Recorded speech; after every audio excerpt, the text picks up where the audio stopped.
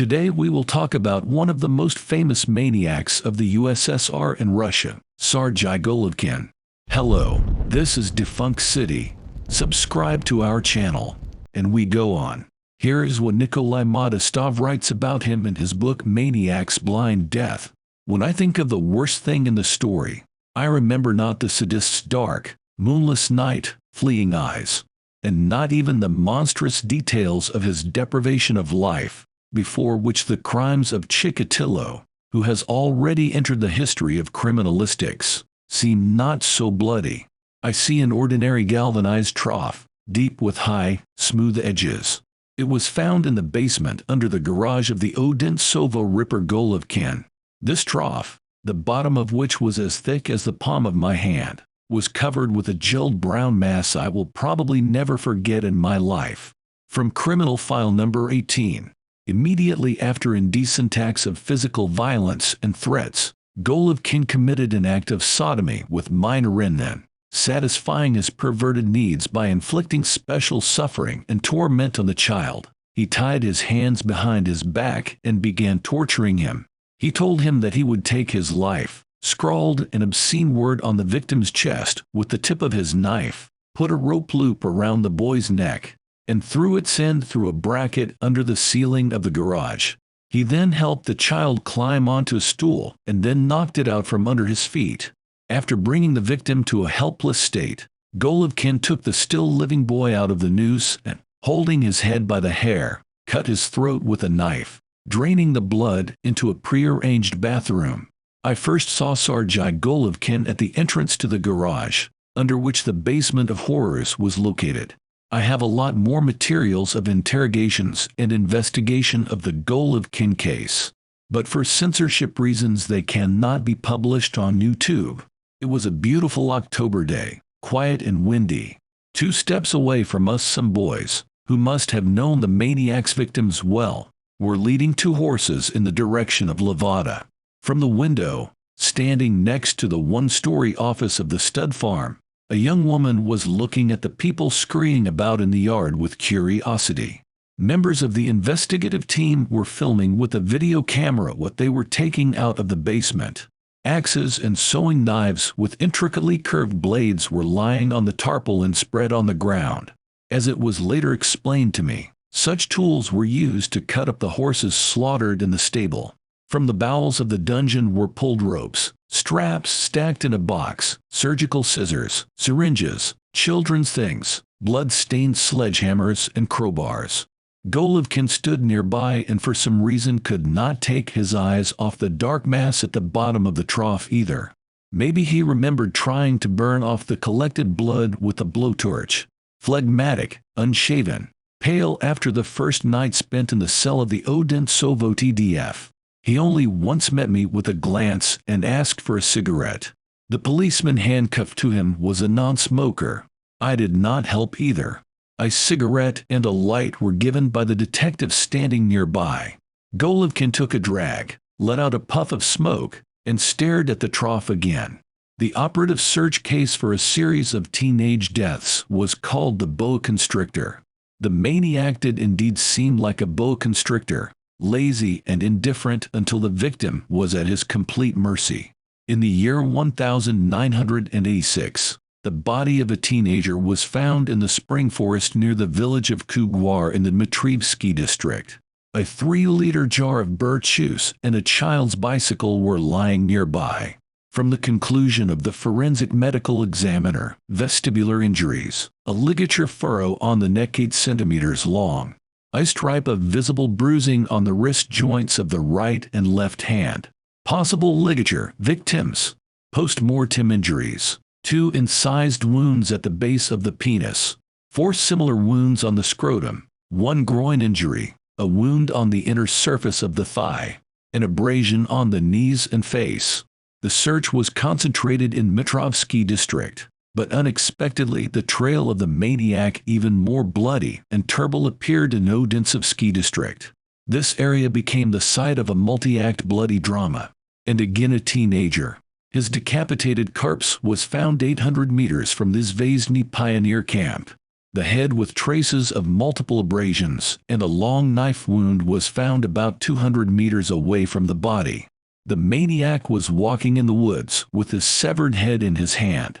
One of the dead man's friends told the investigators the following story. An escaped convict who called himself Fisher had met two boys who were walking in a grove near a pioneer camp. The convict told them that the police were looking for him, and then suddenly jumped on the teenagers with a knife. The deprivation of life, according to the accidentally rescued child, happened in front of his eyes. Fisher, a 2-meter-tall brute with a scar on his chin and a tattoo of a snake wrapped around his dagger, dismembered his victim and, holding his severed head by the hair, retreated deep into the woods. Unfortunately, an exuberant fantasy about the words of a hunted witness directed the search for the perpetrator on a false trail. A photocomposite portrait was urgently created, images made and reproduced, important signs, tattoos. The detectives could not know, that the vivid details of the tragedy, as well as the appearance of the unknown man, were nothing more than a figment of the imagination, who dreamed of being the focus of the boys' attention. Rumors of a maniac nicknamed Fisher prowling the suburbs of Moscow crept across the region. The rumors about the criminal were heard on electric trains, at bus stops, in stores. Parents were afraid to send their children to summer camps. The personal case of the boa constrictor was taken under special control by the leadership of the Ministry of Internal Affairs. Operatives interviewed hundreds of children. Pioneer camps Vaisny. Teachers, counselors, staff, supply officers, physical education instructors, drivers of shuttle buses and food vans. They managed to recreate the last day of the life of the dead boy almost minute by minute, to learn about the peculiarities of his character and behavior. It was found out that the teenager could have gone to the woods with one of the mole hunters. A list of 32 mole hunters and hunting enthusiasts was compiled. The identity of each of them was thoroughly investigated. Fisher, on the other hand, disappeared into thin air. Scientists, criminologists, psychologists, and doctors were involved in analyzing the crimes. The attention given to the investigation of the Odentsovo series is comparable only to the case of Rostov's Chikatilo. Fragments of the recommendation of Professor Vasilchenko, head of the All-Union Scientific Methodological Center for Sexual Pathology. The perpetrator's sexual acts can be regarded as neocrocidism, sadism towards corpses, selectively directed at adolescents. The case echoes the deprivation of life in the Rostov region. General cruelty, stabbing and stabbing wounds. Most traumatic of the injuries are inflicted in the abnormal or post-mortem state of the victim. In all cases, the genitals are damaged or dissected. Some changes in the ritual in raising the age of the attracted boy maniacs is possible, as in the Rostov region the rituals in the age of the victims changed as well. All patients seeking medical attention for sexual difficulties should be identified. This is possible only through a total check of sociological medical histories.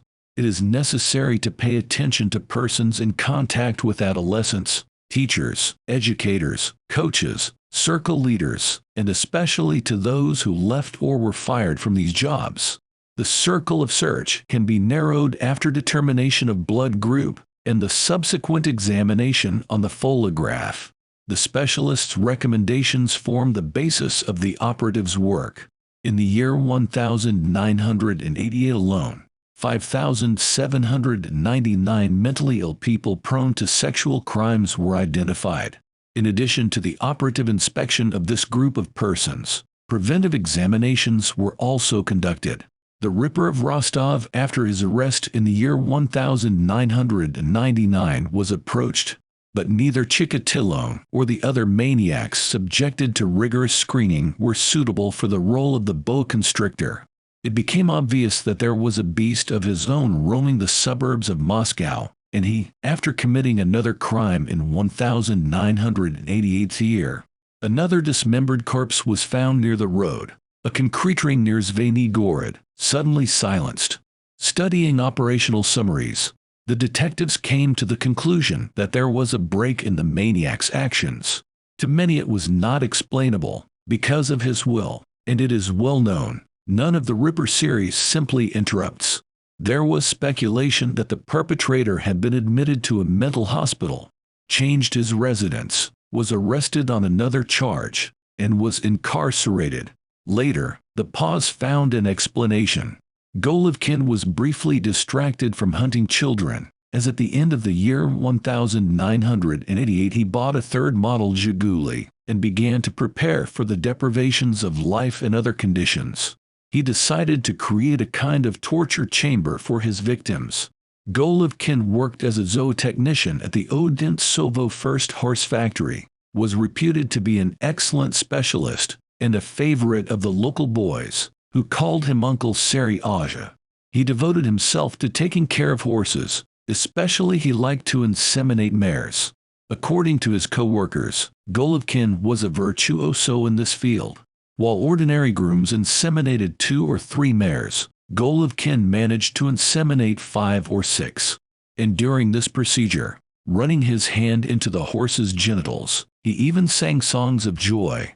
None of the co-workers could guess what this ghoul in the guise of a man was up to, nor did he seem to fit the portrait of a maniac created by the meager and not always truthful testimony of witnesses. The real Fisher, unlike the photo boot, had no tattoos and gold false teeth, wore no earring in his ear, and was not 2 meters tall. He built a garage on the grounds of the stud farm and dug a deep basement beneath it. More accurately, it should be called a torture bunker. A heavy hatch opened a narrow manhole into a deep concreted casemate.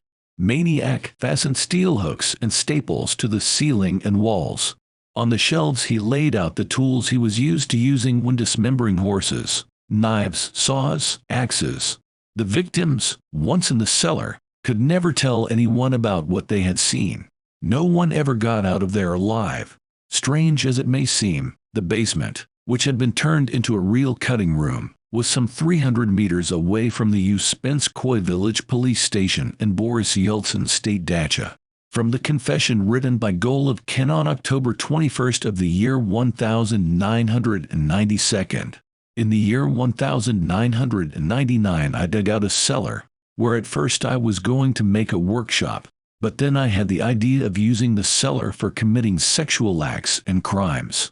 In August of the year 1991, while driving the mile from the village of Uspensko, I saw a boy about 10 years old at the bus stop, who asked me to stop and give him a ride to the village of Gorky. By deception I drove him to my garage, where in the basement I committed violent depraved acts with him in the mouth and anus. Then I was like a short circuit. I didn't understand my actions. I took his life, hanged him, then skinned and dismembered the corpse. I salted the skin for I don't know why. Then I took the corpse into batches to the woods near the Polyony Sanatorium and buried it there. The boa was a classic example of a necrophile. He received the supreme pleasure of contemplating death, a pleasure both sexual and psychological. The sight of boys distraught with fear and more was like a forbidden substance to him. From the criminal case file. After several violent sexual acts, Golovkin tied the teenager's hands and strangled him, throwing him in a rope with a noose across the stairs. Then, convinced the child was dead, he hung him by his feet from a hook embedded in the wall, cut off his nose and ears, severed his head, stabbed him multiple times under the torso, and cut out his internal genitals. Using anatomical knives and an axe, he dismembered the corpse, cut out the soft tissues, roasted them on a blowtorch and lit to them. The maniac took the body parts except for the head to the woods and buried them, and kept the head in the garage. He opened up the skull, burned out the brain with a blowtorch, separated the soft tissues, and later demonstrated Sargip's skull to other victims to intimidate them. Golovkin is no longer satisfied with single victims. He lures first 2 boys and then 3 at once to his underground torture chamber. He subjected 1 child to insane torture in front of his buddies, who were distraught with terror and had not even the strength to scream and cry. He forces the boys to knock the stool out from under the feet of their comrade hanging in the noose, and, waiting for the convulsion to end, dismembers the still warm body in front of his future victims, showing off the bloody entrails. It seems that there is no torture and torment that the unsolved torturer has not tried on his captives. 11-year-old children with completely gray hair were found in graves hidden after the lunatic's arrest. He had a Moscow registration, but lived at the horse factory in the Red Corner. I visited the sadist's den. An ordinary room, a sofa, a closet, a desk, littered with documents, on which stood the legible signature of the zootechnician breeder Golovkin. From the windows of the Red Corner you could see the horse yard, ending with a knoll. On it there was a garage. Also usual, inconspicuous. Golovkin had no previous convictions, was not registered at the psychoneurological dispensary. He graduated as a zootechnician from Timoryazevsk Agricultural Academy, where, incidentally, during his studies he was secretary of the Komsomol organization. While working in Gorky, he led a self-contained life. At the age of 33 he did not communicate with women, avoided them, and, by his own admission, never entered into intimate relations with them. On the Trail of the Maniac appeared in 1992 year, when he, finally, having lost control of his actions, lured into the garage and brutally tortured 3 teenagers. At the same time the disappearance of the boys raised the entire regional police force and hundreds of witnesses were questioned. At Zhavoronki station, from where the guys traveled to Moscow at the Belorusky railway station, where they usually hung out at slot machines in the settlement of Gorky and other settlements. It turned out that the day before the disappearance the 3 buddies in the company of the 4th teenager were at the gaming hall in Belorusky. We managed to establish the name of the 4th child. He said the friends were returning by train and were picked up from the station by an acquaintance from the stud farm. The boy did not know the name of the driver, but the zootechnician, Uncle Seryaja, who owned Zhiguli, was easy to find. Having carried out what professionals call a complex set of investigative actions, the detectives were convinced of the effectiveness of the search. There was growing confidence that the unsociable and gloomy Golovkin was the elusive Fisher. However, the story did not end smoothly.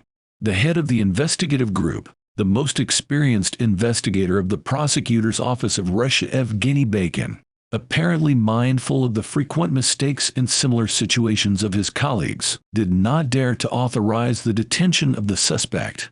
The initiative was taken by the head of the Moscow region's threat service, Nikolai Chekmazov. His opinion, expressed at the operational meeting, could not cause any interpretation. We will detain the suspect ourselves. There were no doubts about the correctness of the decision from the chairman of the Ministry of Internal Affairs of Russia, General Leonid Turin. Early in the morning of the next day, the Udov operation was finally over. Of course, guessing what Golovkin would have done in the following days if the detention had been postponed until more solid evidence was obtained is meaningless now. But let me remind you that the number of the maniac's victims increased every time. In his basement he held a real feast of death, taking the lives of 3 children at a time. It is possible that when he sensed the presence and danger in his animal instincts, he could easily add more names to the list of victims as he said goodbye. The circumstances of his detention are an indirect confirmation of that. Golovkin filled a full tank of gasoline and set out on another hunt. He knew his way around the Odintsovo district and was careful to avoid traffic police checkpoints and police camps. After he was detained, he denied it for several hours. At night in the cell he tried to cut open his veins, and in the morning he made a confession.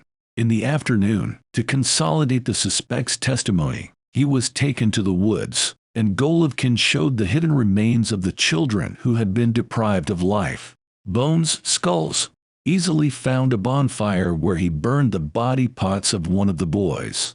Sometimes he smoked, holding a cigarette in his left hand.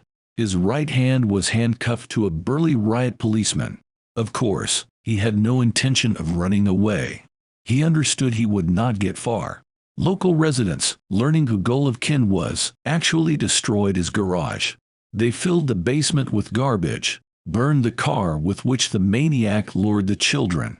I saw its wreck with a charred roof in the yard of the Uspensky police station, and on a tree growing near the garage. A wreath of fresh flowers is now attached in memory of the 11 unfortunate teenagers who met a martyr's death at the hands of the sadist.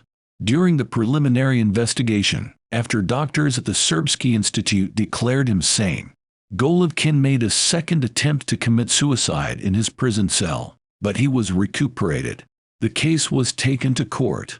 The lawyer suggested that the death penalty should not be applied.